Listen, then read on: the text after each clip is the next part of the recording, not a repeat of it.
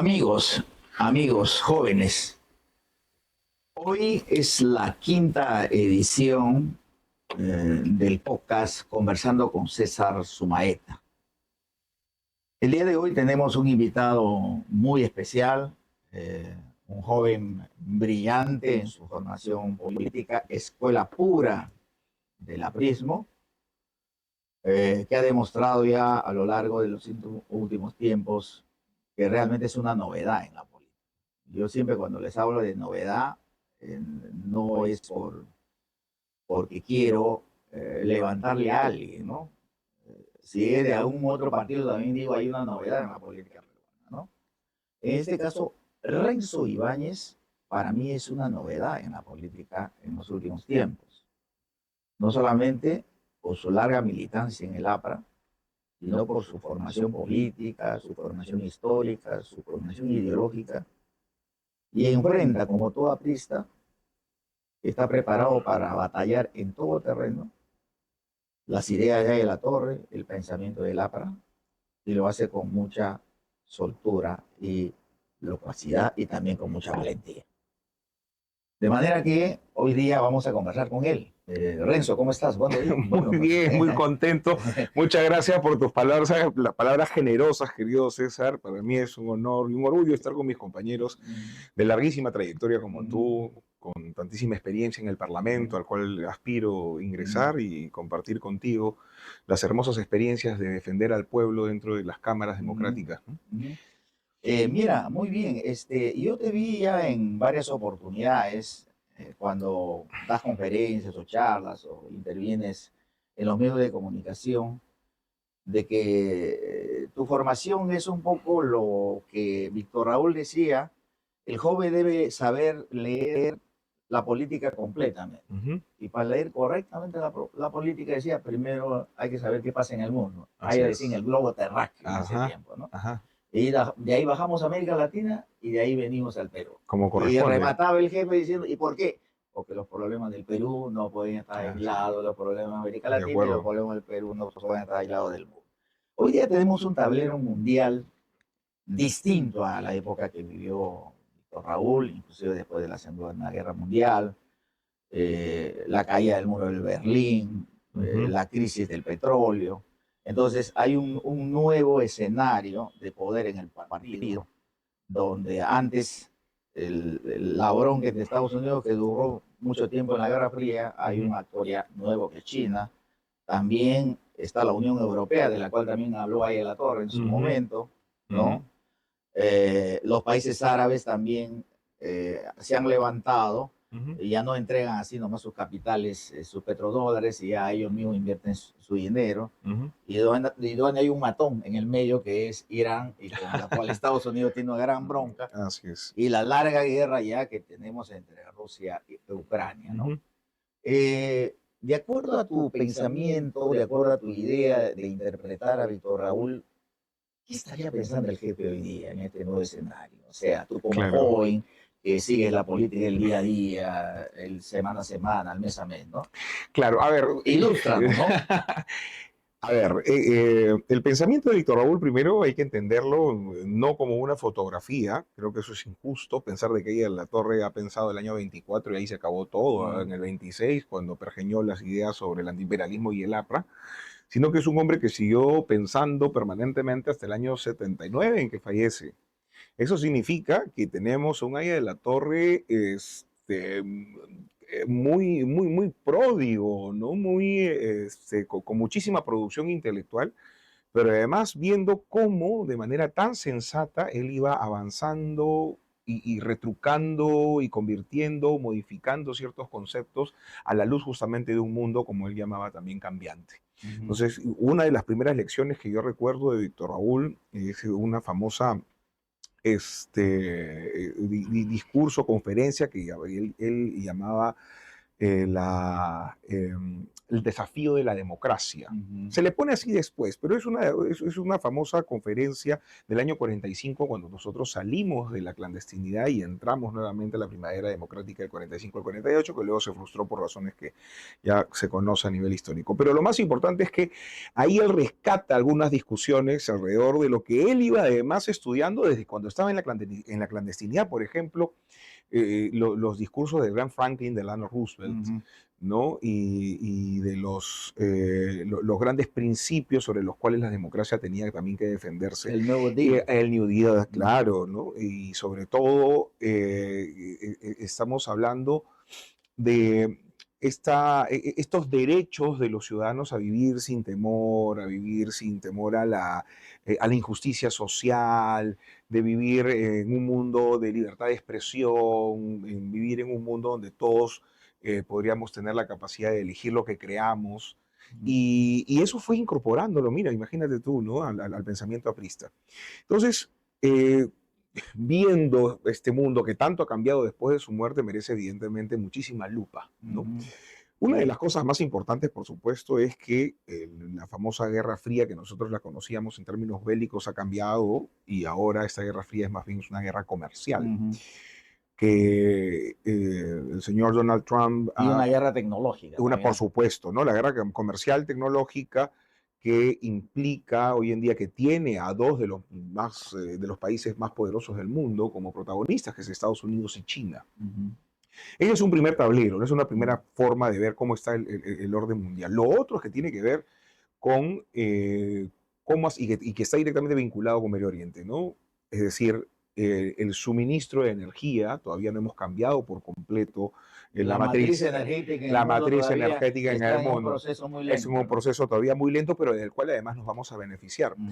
porque a ver, cada vez se van a construir carros eléctricos, los carros eléctricos necesitan mejores conductores de electricidad y por supuesto eso significa cobre. Si nosotros tenemos, y ya lo vamos a hablar después, a la Ujú. hora que nos toque el Perú, pero si tuviésemos mayor vocación de mirar las cosas de manera, por lo menos en el largo plazo, Ujú. o en el mediano plazo, diría yo, podríamos aprovechar justamente estas circunstancias que por supuesto son trágicas para el mundo en términos de la guerra. Ujú.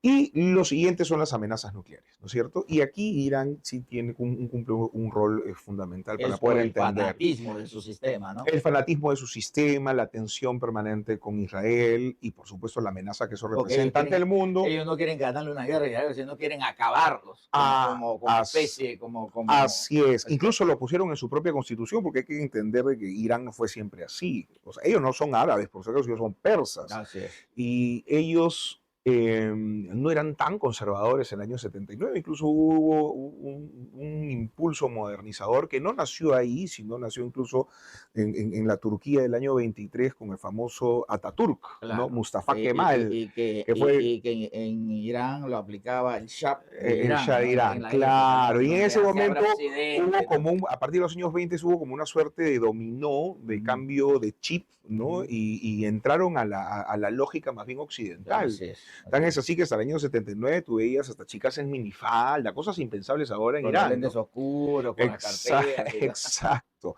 exacto. Entonces, pero todo eso cambió a partir de la Revolución Islámica y eso cambió el Pues cuando tablero ganó para Irán, los siempre, ¿no? ayatolás, pues cambian todo, ¿no? Todo eso en el marco de una guerra fría también, Ajá, porque también. ellos entran un poco al amparo de esta tensión también entre los Estados Unidos y Rusia. Entonces, pero ¿qué pasa? Hoy día tienes una amenaza que significa Irán, que implica Irán, y unos Estados Unidos que quieren resolver cosas rápido, Ujú. ¿no? Demasiado rápido a veces por parte del Claro, señor Trump. claro. Y claro, esa situación ha merecido una reacción tanto coordinada con Israel y ahora tenemos este conflicto que tiene una enorme preocupación. ¿Qué hacemos con el famoso estrecho de Hormuz? Ujú. Que es por donde sale la mayor cantidad de petróleo del Claro, mundo. Y es este casi no el es, 30% del petróleo, de la así energía es, del mundo pasa por ese estrecho de 38 kilómetros, ¿no? así es, que De no ancho, es ¿no? que uno diría, es un problema seguramente para Ujú. los Estados Unidos en términos energéticos. Creo que ese no es un tema de los Estados Unidos, Ujú. porque los Estados Unidos más o menos, bueno, ellos pueden producir ya, casi el claro, 70 o el 80% del ya está petróleo. nivelado Ellos en su mismos han hecho reserva. con su fracking y Claro, todo sí. eso, ¿no? Entonces ellos creo que ese no es el problema. El problema es la Europa continental. Ujú, Entonces ahí vamos a tener un conflicto importantísimo que ya no lo va a poder controlar Estados Unidos, ujú. sino que va a tener que hacer además de manera coordinada con otros países que necesitan que el estrecho se abra. En este Así es. caso, Inglaterra, por supuesto Francia, que ya ha La mandado. misma presión de China que por ahí saca el 20% de lo que se Sí, consume sí, interno de sí, sí, energía, sí, ¿no? sí. Y bueno, me parece que los rusos están un poco felices ahí, porque Ujú. debido justamente a esto, Están ellos pegados pueden, a así es, Irán, ¿no? ellos pueden además dar justamente las reservas que los demás les estaría Así faltando a es. partir de esto. Entonces, creo que es una situación complicada. El gran problema de lo que está pasando hoy es cuánto va a durar esta guerra. Ya. Porque la idea de Trump, según Trump, era que sea una guerra muy corta, se acabe, les quitamos las Claro. reservas de uranio que tienen, todo lo que han activado y luego seguimos para adelante y se trata de hacer un nuevo sistema ahí. Pero parece que hay una intención de resistencia. Hace poco se acaba de elegir además A un nuevo, a un ayatolá. claro, Así es, y al hijo de un al ayatolá. hijo, claro, al hijo. Y entonces, y parece que hay un movimiento de resistencia muy, muy, muy importante, ¿no? Y la Claro, gente que estaba occidentalizada, acuérdate que han pasado muchísimos años, el así 79 es, hasta ahora, no están propiamente en Irán, están fuera. Entonces, lo así que es. están aplaudiendo no están propiamente en el Están territorio. afuera, pues, ¿no? Temo que esta situación va a durar más de lo que cree Trump y lo importante vamos a ver, vamos a seguir las noticias y a ver hasta dónde va a ir, porque ya Ya. como te digo, o sea, están dirigiendo Ujú. desde Francia principalmente, incluso está yendo 2 portaaviones gigantescos, 4 portahelicópteros que están yendo a tratar de acabar con esta situación, pero no sé hasta qué punto esto puede Así acabarse, es. ¿no? La verdad es que a veces uno piensa cuando Putin invade Ucrania, dice, bueno, es una guerra de una semana, ¿no? Claro, Bueno, claro. Uno siempre sabe cuándo empieza una guerra, pero nunca cuándo cuándo termina, ¿no? termina, ¿no? Y eso pasó en la Gran Guerra, por ejemplo, la Primera Guerra Mundial también Así fue es, así, ¿no? así es. Ahora, en medio de todos estos, bueno, los dos actores más importantes del mundo son Estados Unidos y China, ¿no? Y observo que ellos comienzan a, bueno, en el caso de Estados Unidos tiene tres problemas que son crónicos, ¿no? Después de la Segunda Guerra Mundial, todo el desarrollo brutal de la infraestructura que tiene Estados Unidos, Mm. su revolución tecnológica, su constante renovación tecnológica de su armamento, lo hacen endeudándose, Ujú. ¿no? Comienza un endeudamiento de Estados Unidos a tal Ah, extremo que hoy día su deuda es 300% de su Producto Bruto Interno. sí. Pero China también ha seguido el nuevo modelo, ¿no? Ujú. Los chinos, por ejemplo, su riqueza al año son 20 billones Mm, de dólares, pero viven 60 billones. claro, Entonces han modernizado todo su costo, sí. que es la que exhiben al mundo, ¿no? Claro, claro, Tres Pero tú Gargantas, sí. caminas 1000 kilómetros adentro, todavía hay Yo tuve la chinitos, oportunidad de estar todavía hay ahí. Había chinitos. una región que se llama Langshu, que estaba al centro oeste de China, que pudimos visitar y Claro. fuimos a Beijing y luego estuvimos también en Shanghai y vimos evidentemente la Así pobreza. es.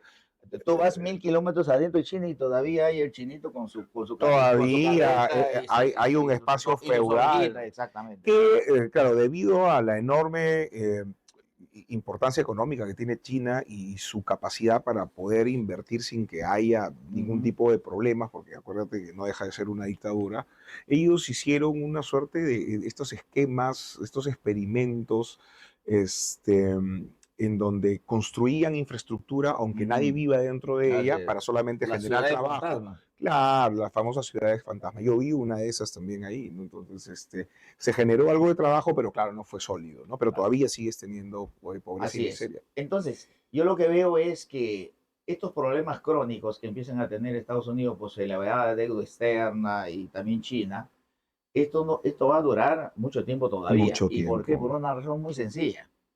Porque yo creo que independientemente de la guerra comercial, la guerra más potente es la guerra tecnológica. Ujú, Y en esa guerra tecnológica no solamente está en el suelo y en el subsuelo, sino también está en el espacio, ¿no? ujú. Entonces, ¿qué sucede? Hay actores en el medio muy importantes. Sí, sin Y duda. eso yo quiero que le expliques a los peruanos qué grado de nivel de importancia tiene el Perú con sus minerales en esta gran bronca Claro, tecnológica que tiene Estados Unidos, que puede durar 20, 30 o 40 años. así es. Se puede venir un súper, en economía se llama el Un super ciclo de los superciclo. precios, Así ¿no? es. Y podemos tener pues una ola de precios de los minerales por los próximos 20 o 30 años Mm. que el Perú tiene que aprovechar para arrancar un pedacito de la renta nacional Así y en es. vez de venderle 100 mil millones de dólares, venderle 200, 300, 400. Tendríamos que aprovechar por Ya, completo. Y bajo acá, el concepto de que casi la mayoría, mira, el 90% de los países son desarrollados producto de venderle al mundo. así es. Porque si tú te vendes en un mercado interno donde los consumidores no tienen capacidad adquisitiva, Ahora no hay vamos forma a, de desarrollarte, así ¿no? vamos a volver al tema. Es importante este tramo Sí, que corre por 20 o 30 años para el totalmente. Perú como un actor importante, ¿no? Perfecto. ¿Cuál es Sí, a ver, ¿cuál es el punto de tema? vista? A ver, primero, un poco para analizar el tema de la Es un deuda. tramo muy China, lindo, ¿no? sí, China, Estados Unidos. Además, hay otro problema con Estados Unidos, que mientras que China centraliza su economía, Estados Unidos la descentralizó.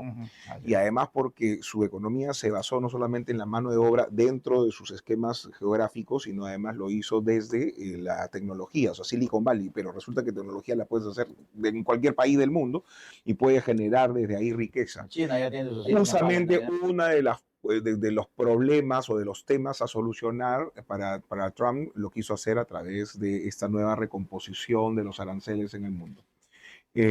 Además porque buscaba reindustrializar espacios como por ejemplo el tradicional Detroit, que era digamos, la maquila de los Estados Unidos.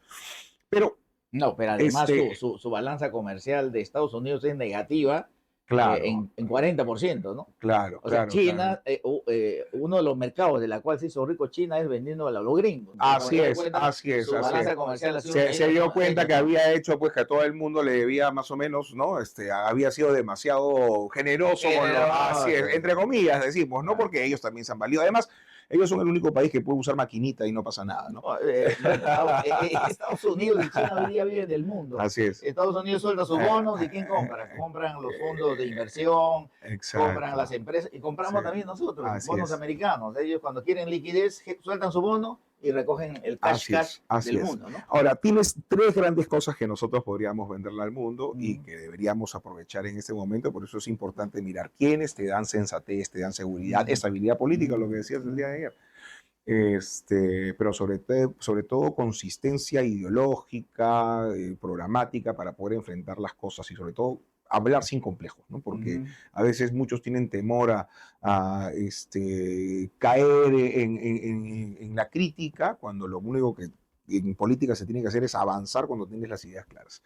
Tenemos tierras raras, tenemos hidrocarburos y tenemos cerca de 60.000 millones de dólares de riqueza enterrada, por lo menos en proyectos. Probado, ¿no? Ya, pero hay mucho más, ¿no? Muchísimo más, pero probadas, así es que Lo que dice la data dura es que por cada tonelada de mineral que tiene, no, por cada tonelada de mineral que tiene Chile, el Perú tiene 10. Así es. Esa es más o menos la proporción, ¿no? En poder de reserva. Es alucinante cómo los chilenos más o menos exportan de 10 a 12 veces más de madera que nosotros. Así nosotros tenemos 10 millones de hectáreas que podríamos reforestar. Claro, lo que pasa es que ellos han sembrado hace 40 o 50 años. Es el momento de empezar, ¿no? O sea, claro. la importancia de proyectar el país hacia el Ahora, mundo. en ese escenario hay que venderle a la gente, pero para eso necesitas también, ¿qué cosa?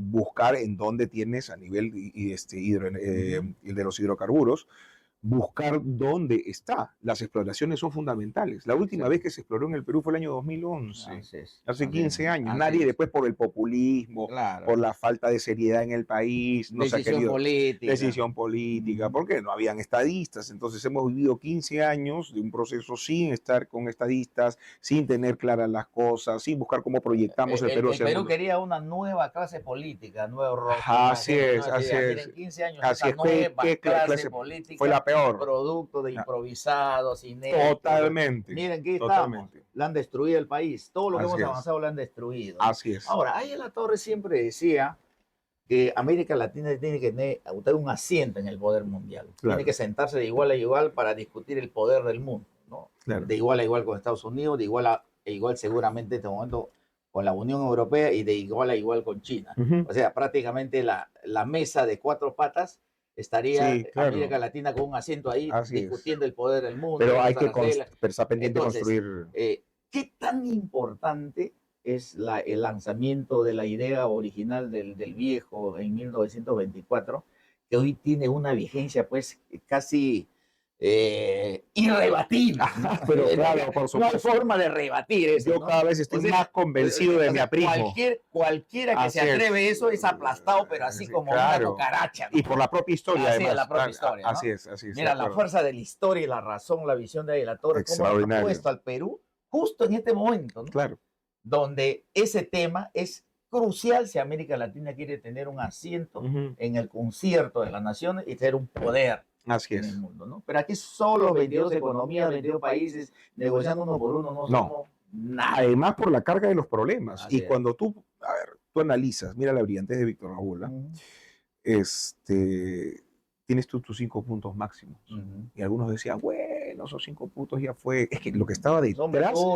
No, lo que estaba detrás no es lo que decías lo que decía Víctor Raúl en términos semánticos, eso es lo de menos, sino detrás de esos 5 puntos, evidentemente hay 5 preocupaciones grandes que todavía siguen vigentes. Por ejemplo, a nivel que se llaman megatendencias. Así es, a ver, la lucha contra todo imperialismo. Hoy día cuando vemos, por ejemplo, las diferencias entre países y cuando unos tienen mayor concentración de amenaza en términos militares, económicos, pueden hacer lo que les da la gana, lo que ha hecho, por ejemplo, el propio Trump, ¿no? A pesar de que es un país democrático. Claro, ahí la Torre decía, el intercambio es abismal. Así es, el intercambio es abismal. Llevan tu materia prima por $1 y te traen tecnología por $100. Claro, o sea, a ver, el señor, yo entiendo que los señores Maduro y compañía no tenían que estar de ninguna manera más tiempo quitándole oxígeno a los venezolanos. Pero es cierto también que es una preocupación genuina de aquellos que creemos en las democracias, en las libertades y en la soberanía, que la presencia de Estados Unidos en Venezuela tiene que ser en el más corto tiempo posible y que además todo este proceso sea integrando la participación sobre todo de la oposición, porque si no, estamos hablando de una ocupación totalmente ilegítima. Totalmente. Entonces, ¿no? Los gringos tienen que estar en Venezuela lo absolutamente necesario y austero que totalmente. Me voy. Así es, porque estamos hablando además de 300.000 millones de barriles en reservas, es una cosa inmensa, que eso le va a servir no solamente a Venezuela, sino a América Latina, si es que genera, por ejemplo, los nexos comerciales que corresponde en un ambiente de solidaridad, de fraternidad, de integración comercial. Regresen a sus niveles de producción, que en el mejor momento producían 3 millones de barriles diarios. Entonces, este problema no es un problema solo de los venezolanos, es un problema de América Latina. ¿Ya? Eso para empezar. Lo segundo, ¿no? Por la nacionalización de tierras e industrias. A ver, claro, es cierto, nadie está hablando de estatizar, pero sí tienes que entender de que hoy en día... Nacionalizar es distinto a estatizar. Creo que hay que marcar ese diferencia. Totalmente. La nacionalización implica la recuperación de la soberanía nacional ahí en donde o la empresa extranjera abusiva o, fíjate tú, el crimen organizado ha generado zonas liberadas y también el terrorismo. Hay zonas liberadas todavía en Colombia, incluso en Ecuador, que donde hay un matrimonio entre determinados actores terroristas y también, por supuesto, el narcotráfico. Aquí mismo hay un montón de zonas en donde, por ejemplo, la minería ilegal, el narcotráfico, hace lo suyo y donde el Estado soberano no tiene ninguna injerencia. Igual en el caso mexicano. No, en el caso mexicano ya el norte de México, por ejemplo, hay zonas en donde el Estado es absolutamente débil o simplemente no existe. No existe, porque entonces, los carteles, aparte de poner al gobernador, ponen los alcaldes, ponen los rectores de las universidades, ponen los directores de salud, así es, todo. Así es. Lo siguiente es, por ejemplo, el Canal de Panamá. Lo que estaba detrás de la preocupación del Canal de Panamá, independientemente de que ahora esté en agenda, porque Trump se le ocurre que, bueno, no tenía que tener nada los chinos, sino ahí nuevamente, además lo ha hecho evidentemente sin ningún tipo de formas, ¿no?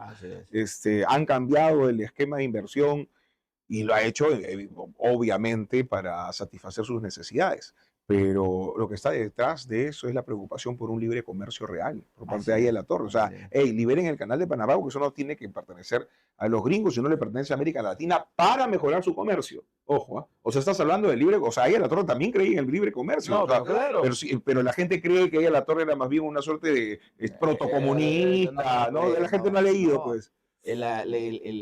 ahí la Torre creía en el libre comercio, pero en condiciones de donde Así América es. Latina sea un megamercado, Exacto. pero no puede entregar su mercado No, fácilmente. tal cual. Y por Unidos, ¿no? último, tiene la solidaridad con todos los pueblos y clases oprimidas del mundo. Me salté lo de la Unión Latinoamericana porque todos estos 4 puntos tienen que ver justamente con esto. Así Es decir, es. la importancia de entendernos para poder superar grandes problemas que nos acosan en este momento. Y el más grande en este instante es justamente el crimen organizado. Qué bueno. Ahora regresemos al Perú, a Muy bien. nuestra realidad Ajá. dura, dolorosa. Sí. He